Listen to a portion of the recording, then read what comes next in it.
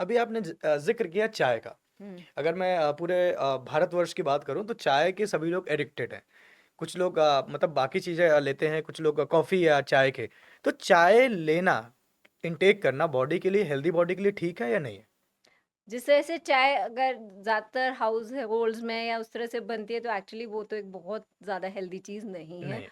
But शायद ये मैंने जैसे हिस्ट्री में पढ़ती हूँ तो ये शायद एक अंग्रेज़ों की देन है जो हमें दे के गए हैं। अच्छा। क्योंकि हमारे अगर आप पुराने कल्चर में देखो अभी से 200 या 250 साल पहले तो चाय पीने का कहीं कल्चर था ही नहीं। हाँ। ये इंडियंस को जो हम लोग को हैबिट लगी है कहीं न कहीं अंग्रेज़ों से लगी है। वो जो हुँ, डिकॉक्शन हम बनाते हैं, उबाले जा रहे हैं, उबाले जा रहे हैं, हुँ। that tea is actually not very good for us. That बोलते हैं has थोड़ा-सा tannic acid और वो अगेन हम लोग उस तरह से पल बढ़ के जब हमने बचपन से देखा कि घरों में चाय बन रही है वही पीते हैं, देन आई सजेस्ट कि आप मॉडरेशन में लो, हाफ कप चाय लो हुँ, and don't take it as a first thing in the morning. जो बहुत से फैमिलीज में है हुँ, कि bed tea, that concept should be definitely change कि हुँ, बेड टी कि मेरी आँखें तभी खुलेगी जब वो मैं बेड टी पी लूँगी। तो हुँ। सबसे पहले मॉर्निंग में बेड मतलब टी नहीं लो, नहीं होना चाहिए। हैव समथिंग उससे पहले कुछ लो और टी के साथ कुछ हेल्दी स्नैक, थोड़ा-सा कुछ हेल्दी और स्नैक लो। एक दिन में कितनी बार चाय पी जानी चाहिए, नहीं पीनी कितने बार नहीं पीना चाहिए? लोग तो 3, 4, 5, 6 बार पीते हैं। अ बिग नो,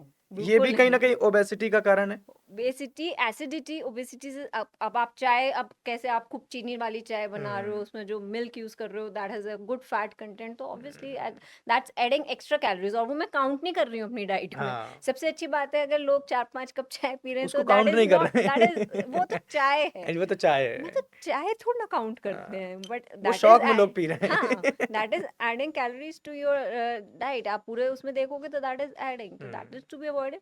दिन में एक बार ले रहे हो, कभी शाम को थोड़ी बहुत ले ली that's okay but hmm, don't create your habit और एडिक्शंस फॉर दैट क्योंकि हुँ। ये सारा खेल सारा एडिक्शन का जो कैफीन जो होती है वो दैट की वो किक जो एक हमें बूस्ट सा मिलता है।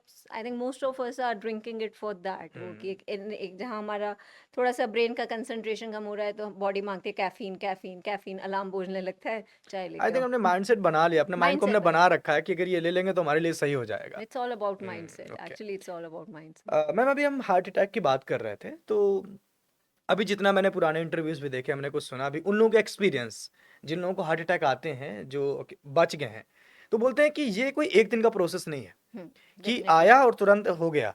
ये कई दिनों से हमें ऐसा फ़ील होने लगता है, घबराहट होने लगती है, पसीने आने लगते हैं।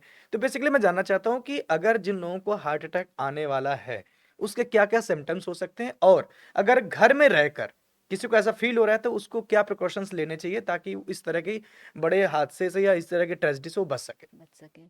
ठीक है, हार्ट अटैक यूजुअली लोगों को कुछ ना कुछ सिम्पटम्स अगर इस तरह के महसूस होने लगते हैं like it could be a feeling of chest pain या हुँ, पेन भी नहीं होगा तो इस तरह से घुटन महसूस होना, सफोकेशन या हेवीनेस चेस्ट में।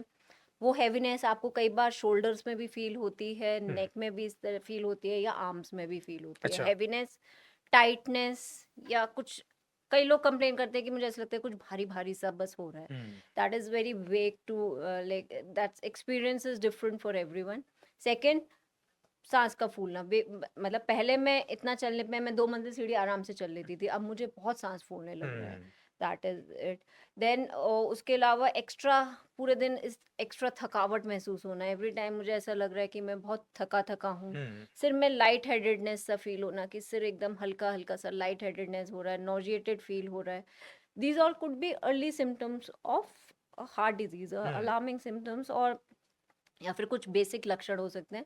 कुछ ऐसा हो रहा है तो डेफ़िनेटली डॉक्टर से मिलिए। हुँ, एट होम अगर किसी को आपको लग रहा है कि मेरे किसी अपने लव्ड वन को, फैमिली मेंबर को इस तरह की प्रॉब्लम मेरे सामने हो रही है कि I am suspecting heart attack हुँ, है, तो कुछ चीज़ें आप प्रिकॉशनरी सकते हो। सबसे पहले तो रिलैक्स, पैनिक नहीं क्रिएट करना हुँ, है। Don't create panic for the person, don't create panic yourself.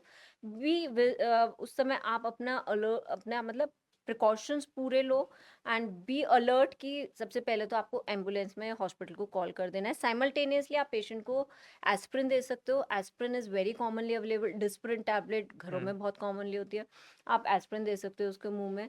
बहुत से लोग घर में सॉर्बिट्रेट रख सकते हैं, आप सॉर्बिट्रेट की टैबलेट दे सकते हो और जो भी जिसको भी इस तरह की प्रॉब्लम्स हो रही है उनको लिटा दो। हुँ, डोंट लेट देम रश, उनको लिटा दो या रिलैक्स करके बैठाने की कोशिश करो। Ask them to take deep breath. अच्छे से गहरी-गहरी सांसें लें, रूम का टेम्परेचर ठीक से मेंटेन करो। Hmm, so these are the precautions but yes, time is very important अगर एक्चुअली किसी को हार्ट अटैक हो रहा है, time is the most important thing, we should not lose time कि डिसाइड करने में कि कहाँ, कौन से हॉस्पिटल ले जाएँ, कैसे करें। सबसे पहले rush the patient to the hospital because time is the first अगर गोल्डन आवर में पेशेंट हॉस्पिटल पहुँच रहा है, so the chances of recovery are very, very good और जितना टाइम डिले होता जा रहा है, उतना वो हार्ट अटैक जो है, वो तरह-तरह की प्रॉब्लम्स क्रिएट कर देगा and then it becomes difficult to for the patient to recover. So time को मैनेज करना बहुत इम्पोर्टेंट है। ओके।